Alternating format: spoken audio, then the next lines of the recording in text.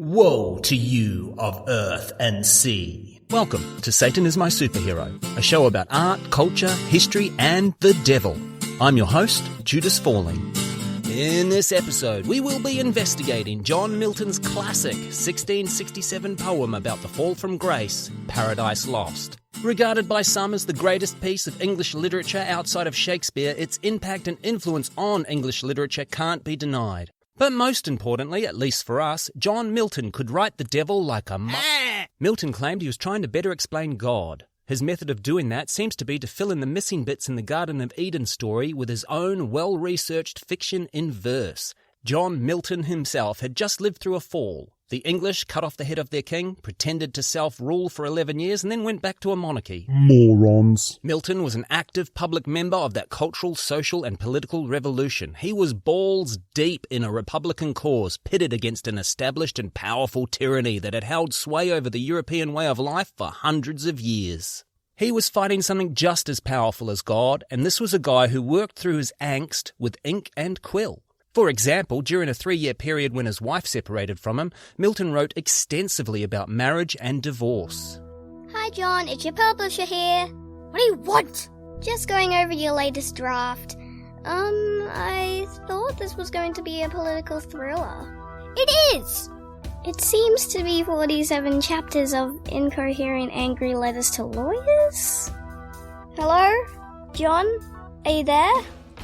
After the Restoration, England had a new king from an old line back on the throne. And now blind Milton was in hiding, and I think it's no coincidence that this high-ranking revolutionary composed an epic tale of a clever and brave rebel leader who, while cast down into the darkness and unable to access the light, has not given up on the dream of liberty and enlightenment for all. Milton's quest for freedom can even be seen in his actual writing style. Paradise Lost is a poem that does not rhyme, which was very radical for the time. Milton's explanation for this is that he found the traditional poetic metre of rhyming couplets to be constraining.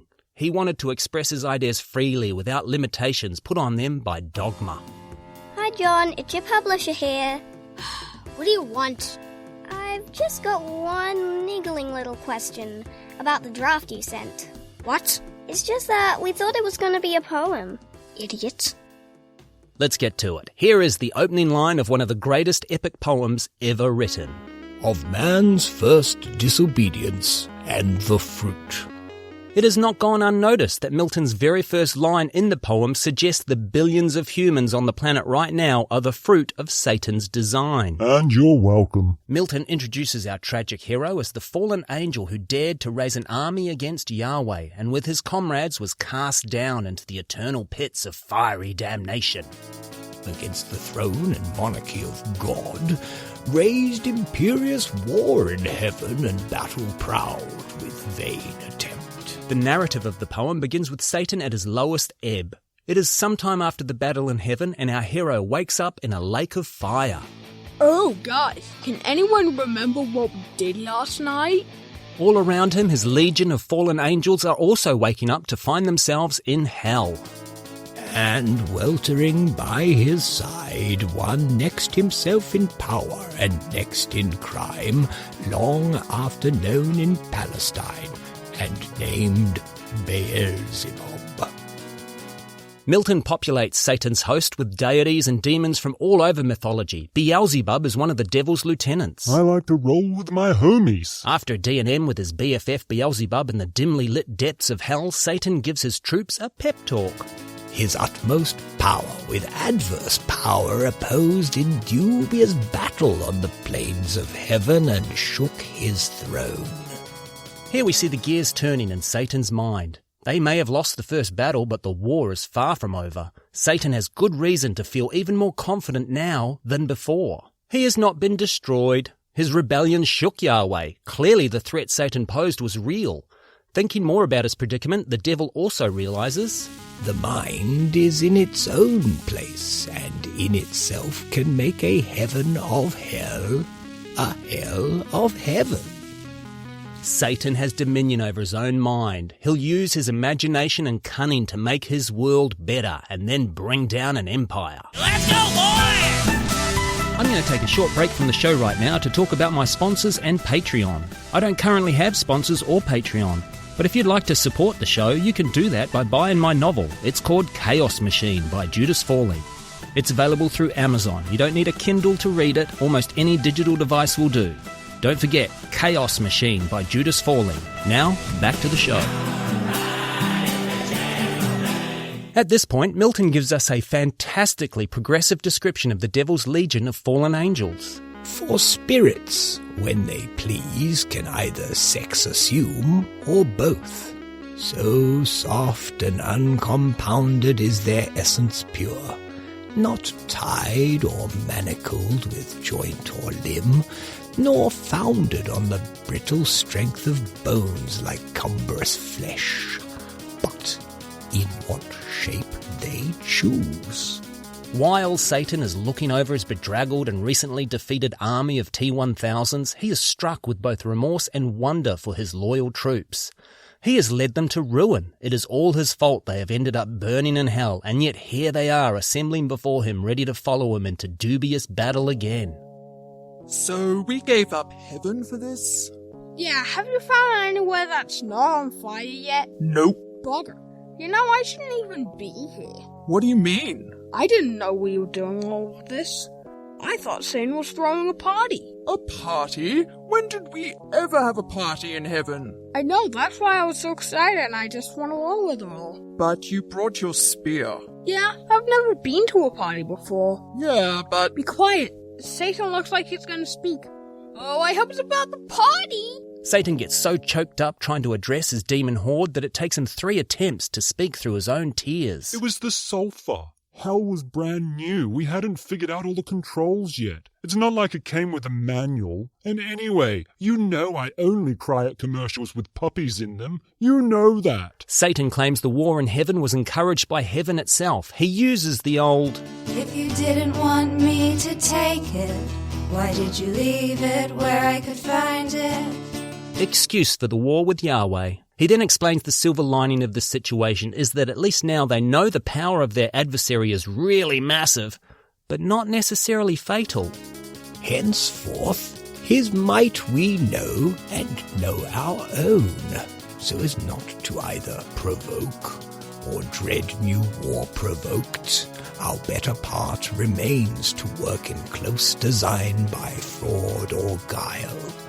What force effected not that he no less at length from us may find? Who overcomes by force hath overcome but half his foe. The charismatic and agile devil is devising a new strategy. They can't defeat heaven's army in open battle, but they can still win an asymmetrical war.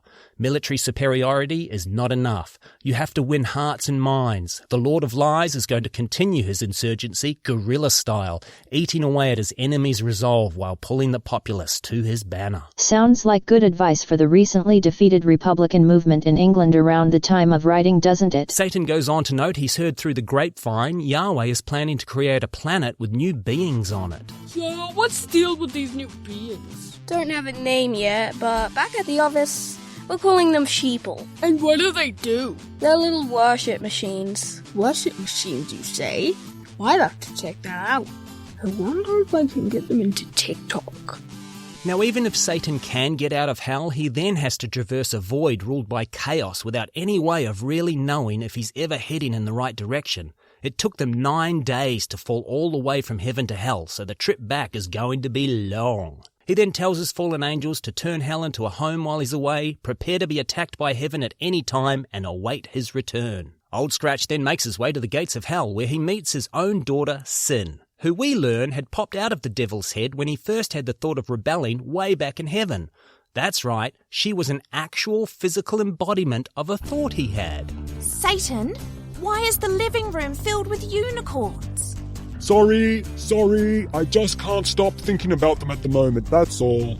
Then, because why not, Satan fathered a child called Death with his daughter/clone Sin. Immediately after being born and taking after his dad, Death impregnated his mother/sister Sin with hellhounds, which ate their way out of her body. Family get-togethers can be very tense. Sin also has a serpent's tail instead of legs, which is not that weird in the Paradise Lost world. People see parallels to Eve. Being a clone of her lover makes her also that lover's daughter, just like Eve. And it has not gone unnoticed that making her half-serpent also links her to Eve. Death and his half-serpent mother/sister/baby mama Sin guard the gates of hell and hold the key to Satan's escape.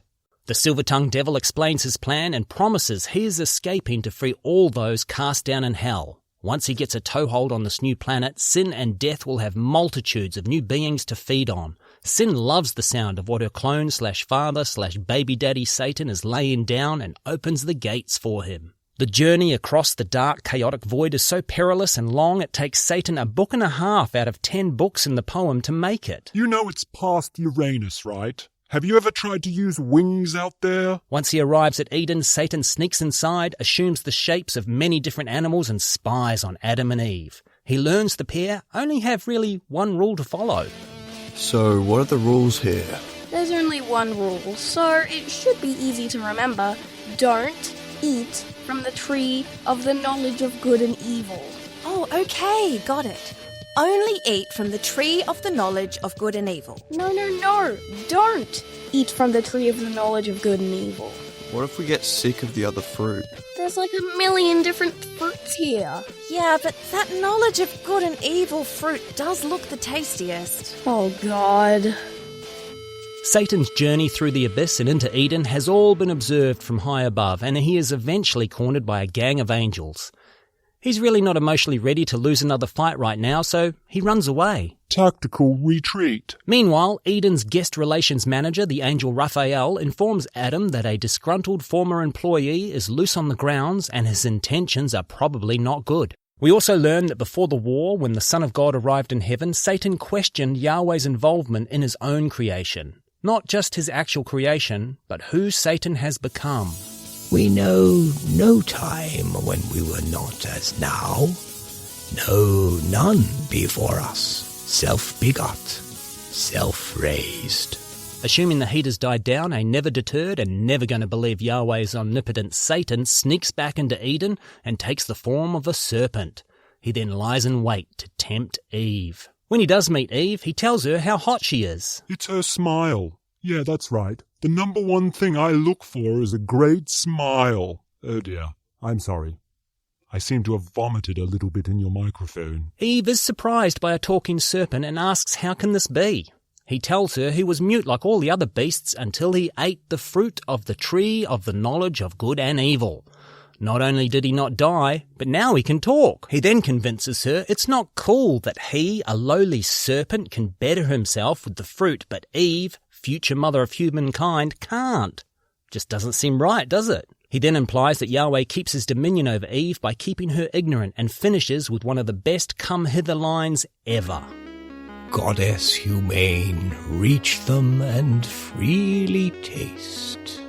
After eating the fruit, and who wouldn't after that, Milton gives Eve a Shakespearean monologue that rivals the bard at his most misogynist. Here we learn Eve's reasoning in why Adam should now also eat the damned fruit.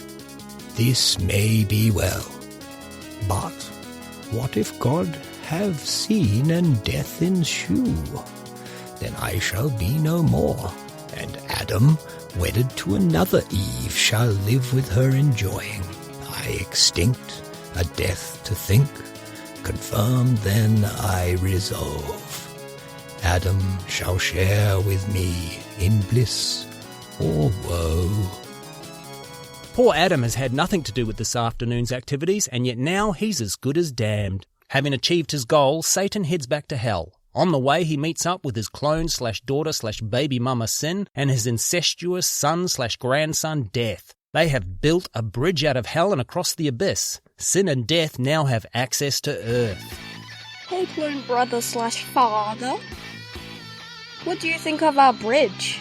It's pretty good. What was that, Death? Tell him yourself. He's your dad too. Okay.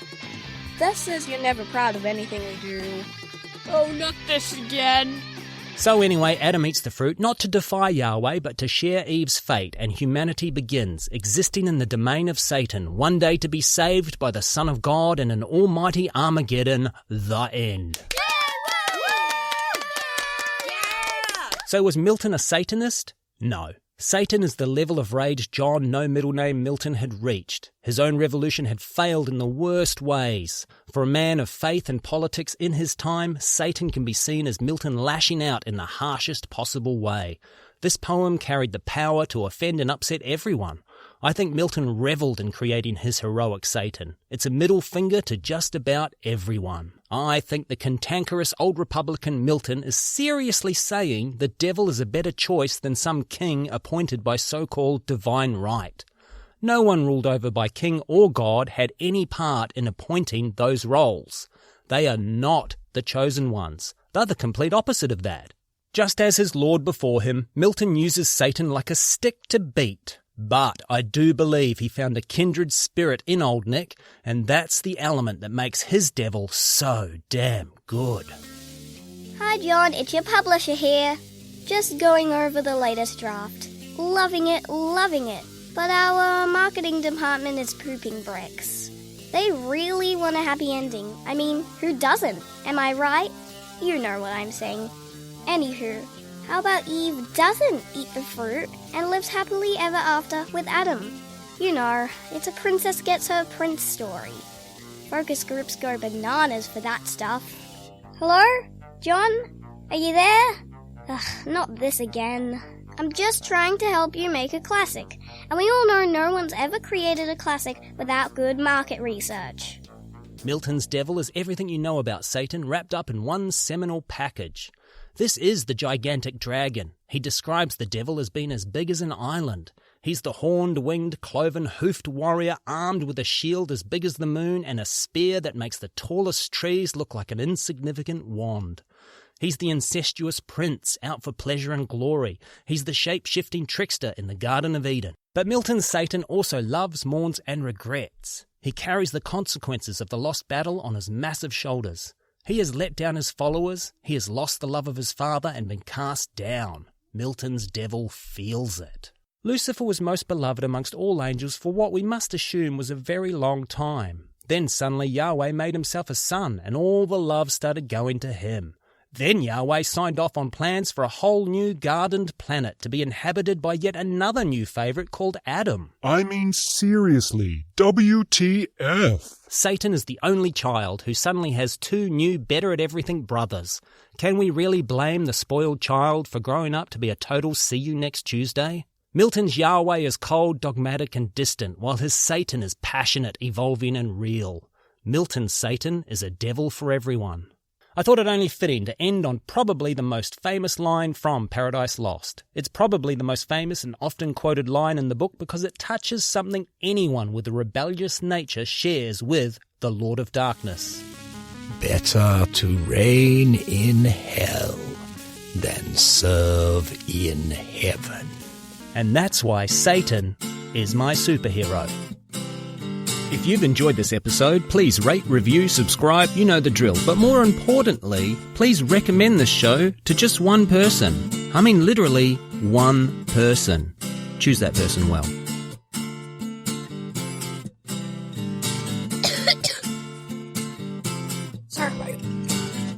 Sorry if my coughing has been delayed. I'm sick. Hey, it says sick on the script.